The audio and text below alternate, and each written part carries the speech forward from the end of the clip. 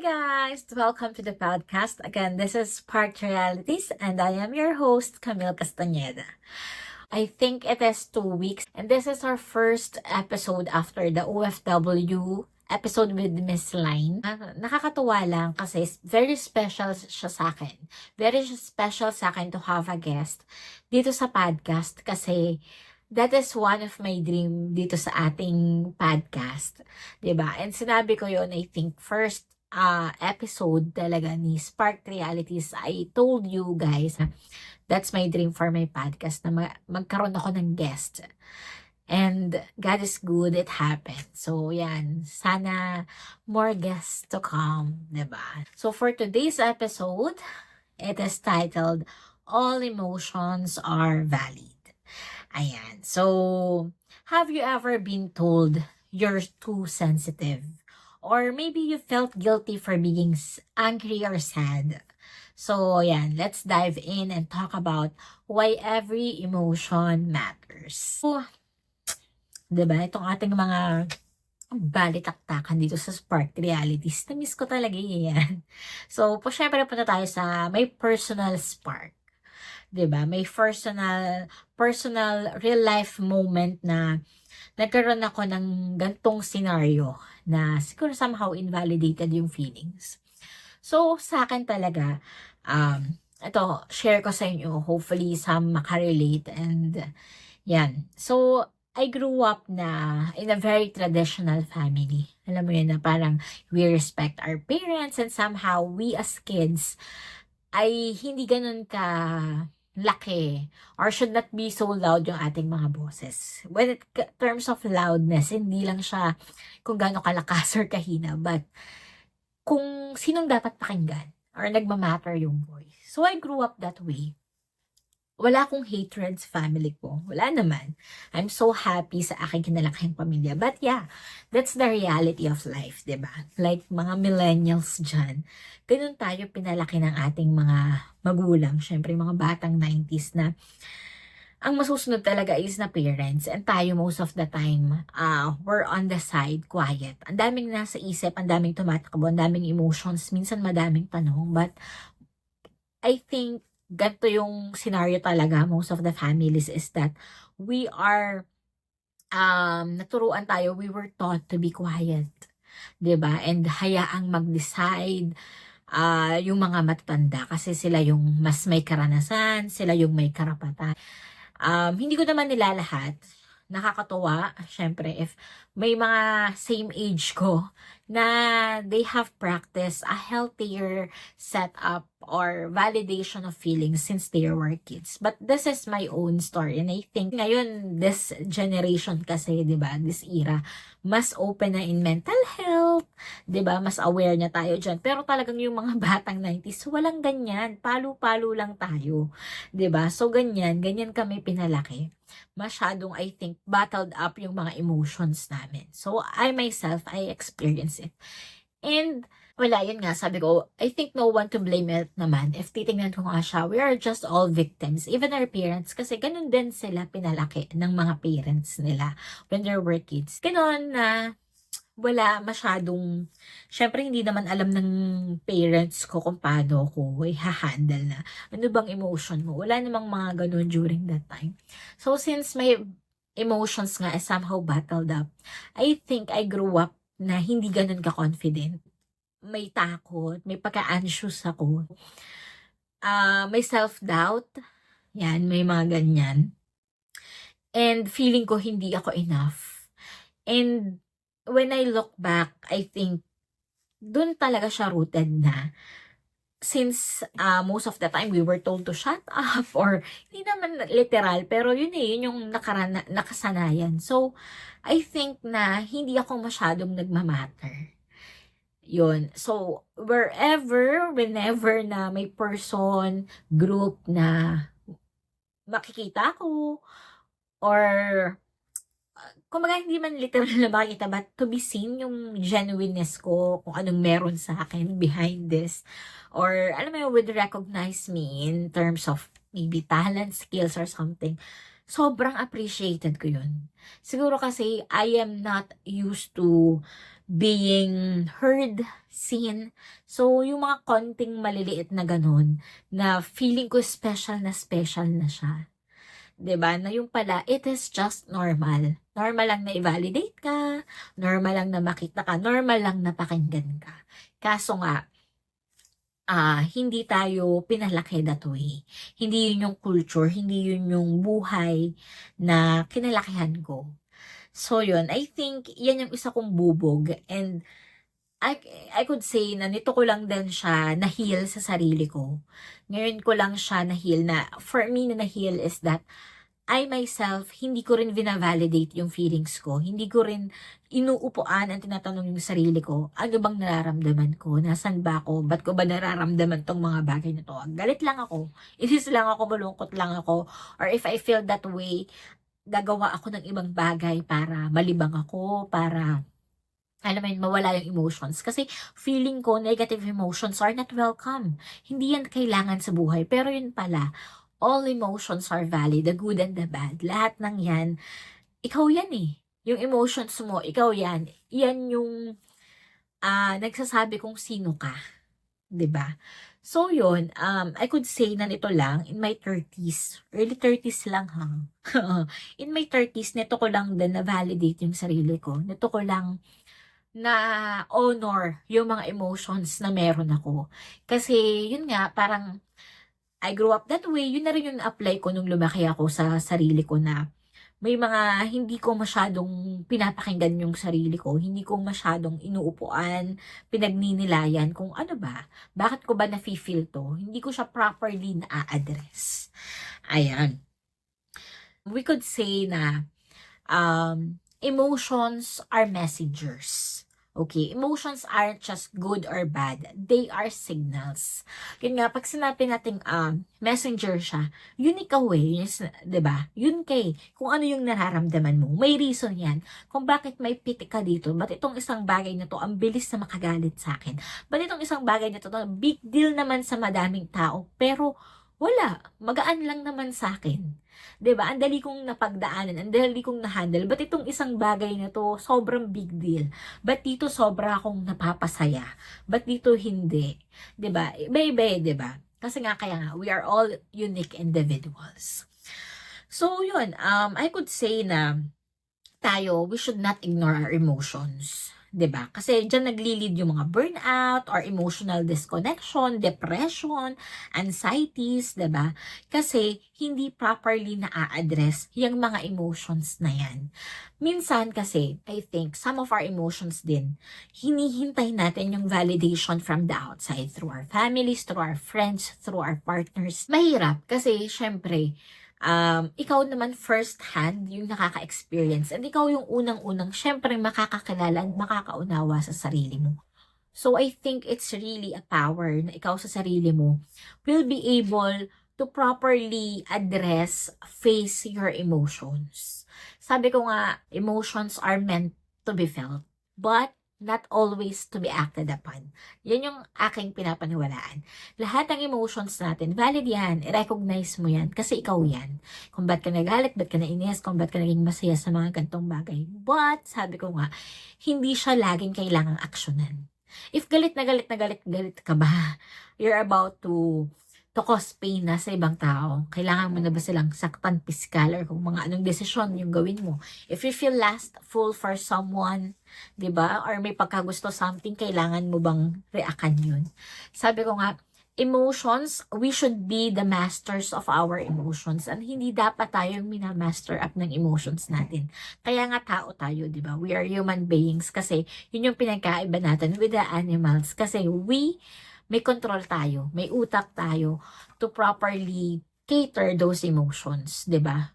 May power tayo to choose between the good and the bad, to react and to not react, and to distinguish kung alin or to choose kung alin yung proper actions na pwede nating gawin. So yun, recognize your emotions, aralin mo yan, kung bakit mo nararamdaman yung mga bagay na yun. Kasi dyan ka rin maghihili. When I look back nga sa life ko, nakita ko yung mga bagay kung bakit may mga wrong decisions ako sa buhay ko. 'di ba? But may mga mali akong path na napuntahan, bakit I've become too emotional, why I have rushed in some things. Ano bang nag-trigger sa akin, 'di ba? So doon ko nakita na maraming bubog na hindi properly nare-recognize. And ako guys, kukuwento ko sa inyo is that nung na-allow ko yung sarili ko to sit down and really face my emotions, mahirap siya. Kasi sa totoo lang, pag sinabi nating we sit down and really feel our emotions, ano yan? Yan lang talaga yung gagawin mo. Alone. Alone with God, you pray. Pero yun, na in a, in a closed room, ikaw mag-isa. I-meditate mo yan eh. Kausapin mo yung sarili mo, pag-iisipan mo yan, what are you feeling? Lalo na yung mga breakdown moments natin. Or when we hit bottom rock. Ako, for the first time, ginawa ko siya. I have experienced a lot of downfall sa buhay ko. Pero siguro masasabi ko, before, hindi ko siya properly nakakater. If I will be experiencing that, dinidistract ko yung sarili ko. Wala namang masama. Wala namang masama to look for the positive side. Pero I think, first thing foremost is that, deal with those pain. We deal with that pain. Kasi parang, totoo yun, parang sugat lang yan eh.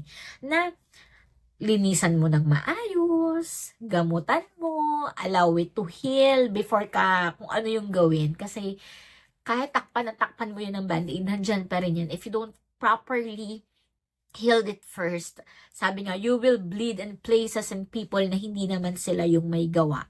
And yun nga, those are the extra baggage na dadalhin natin. So for the longest time, ganun din yung ginagawa ko.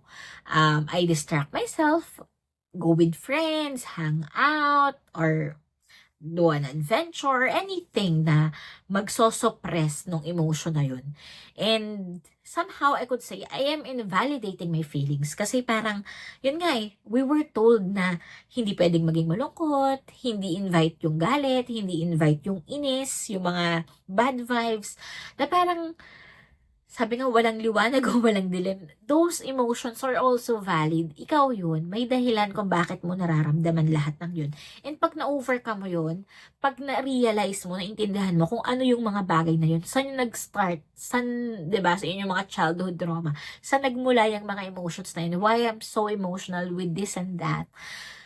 Pag na-overcome mo yun, naupuan mo yun, na-realize mo yun, and you have forgiven yourself, people, and na-realize mo yung value mo despite of those negative emotions, promise, the rest na mangyayari sa'yo is mas madali na lang. Yun. Based on that experience, sabi ko nga, I just sit down and really allow myself to feel. Sabi nga, yung mga monsters, di ba yung tawag, na parang, if you face that monster, minsan kasi may mga monsters sa atin, di ba? That's our emotions na, ayaw natin magpa-distract with those monsters. Kaso, those monsters will not leave you if hindi mo siya haharapin.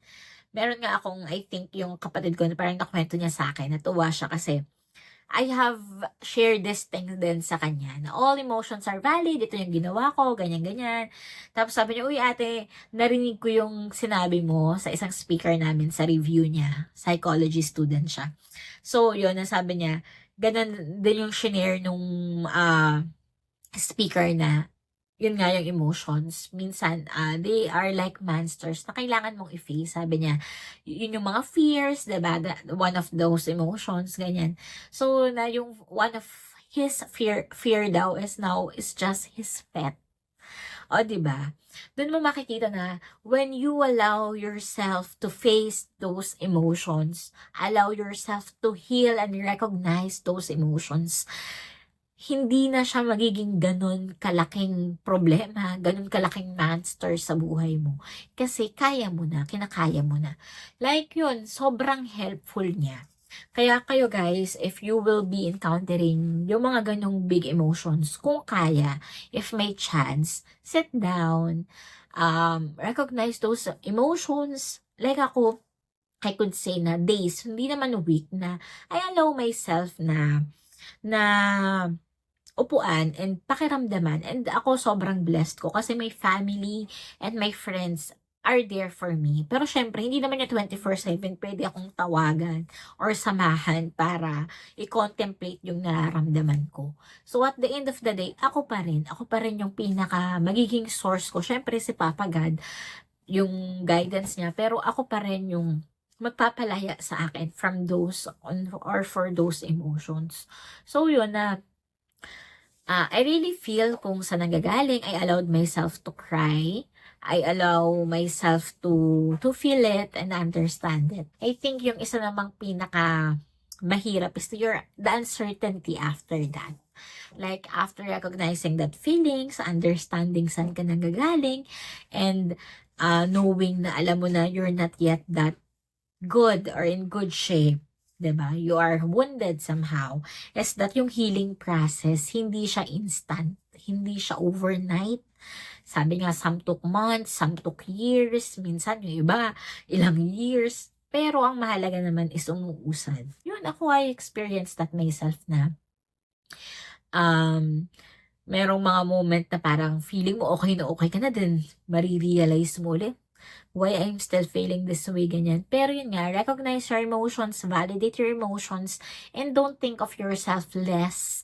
Don't think of yourself na weak just because you are feeling these things. Sa totoo lang, it is really a power to be able to feel. I believe mas matapang tayo if we allow ourselves to feel and really validate and recognize and deal with those emotions. For me, that's the true power. Kasi hindi yan kung gaano mo kayang i-neglect yung nararamdaman mo. It is more on paano mo siya kayang i-handle ng maayos without any distraction. 'Di ba na kasi doon nangyayari yung mga snap eh. Kasi syempre, 'di ba? Hindi naman tayo laging even the scenario outside, hindi naman natin yan handle properly, 'di ba? Pero yun yung power natin eh, na kaya na natin, we are composed kasi confident tayo sa sarili natin. Pero if dinidistract lang natin yung sarili natin na okay tayo, pero deep down, may emotions, may build up. Yun yung synapses, di ba? Yung minsan, ang saya-saya naman, tapos magugulat sila, ba't ang lungkot-lungkot mo? Kasi yun yung mga emotions na yun. Kaya yun, as long as kaya, if give you time for yourself. Meron dyan mga extrovert, nakakuha sila ng emotion sa ibang tao, di ba? Mas nakakapag-energize sila doon. Pero I believe na at the end of the day, mas maganda pa rin to have your me time, your own time, syempre with God. But yun na, umupo, magnilay sa mga nararamdaman natin, validate our emotions, bakit ko nararamdaman to, saan ako nanggagaling, what can I do to heal, what can I do to address these feelings. You are powerful to be able to recognize those big emotions that you have. But, yun nga, at the end of the day, we should be responsible enough in handling those emotions of ours. Kasi, kahit naman anong emotion yan, 'di ba? Mas maganda pa rin na maayos natin siyang maitawid, maayos natin siyang mailabas dito sa mundong to, 'di ba? We should be a good example as well. And syempre, 'di ba? Hindi rin naman maganda na yung ilalabas natin sa mundo natin is yung bad vibes, yung negative emotions natin. Not negative emotions, negative actions, 'di ba? Ang ganda na despite of your galit, despite of your inis, you chose to be quiet, not because for them to win, but because you know who you are. You know your worth and you value your energy, and some people doesn't deserve that kind of energy from you. 'Di ba? At the end of the day, meron tayong papagad na ipaglalaban tayo, i-validate yung feelings natin. Hindi naman natin kailangan humingi ng validation from all the people outside. We could have our core group, our family, our friends, our partners, 'di ba? Na pwedeng mag-validate ng mga ganong emotions.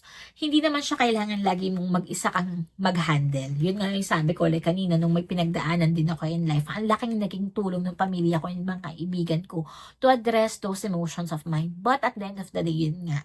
Minsan, syempre, mas madalas yung mag-isa tayo. So, ang ganda rin na makahanap kayo ng core group nyo, ng mga tao na alam nyong totoo sa inyo na makikinig, maiintindihan din kayo. And Yun, sa'kin like ngayon yung ating internet, napakalawak na. So yeah, it is on the internet as well. Yeah, be more wise. Alam mo yun, mas maging matalino tayo sa mga emosyon na 'to. Nandun siya on how we could properly deal it and understand ourselves. Meron ding mga therapist, 'di ba? May mga groups who could help us. Siyempre, especially ngayon na talagang yung mental health, depression is real, anxiety is real.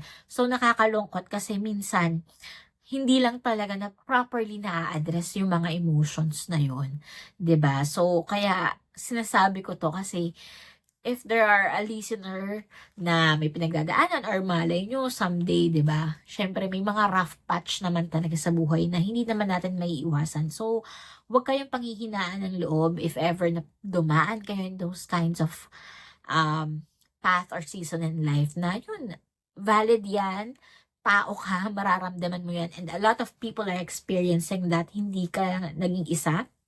So yun, and yun, for me, ang susi dito sa all emotions are valid is unang-una ikaw. Ikaw talaga ang susi dyan. Ikaw dapat ang maging master ng emotions mo. Siyempre, si Papa God, 'di ba? Iba pa rin if you have read His Word kasi sa Kanya talaga nagmumula yung guidance.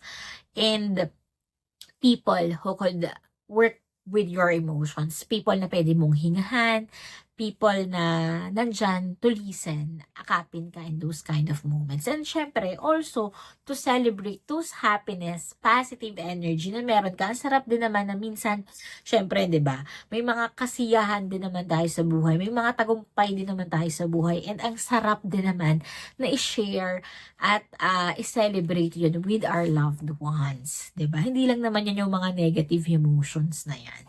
So, yun.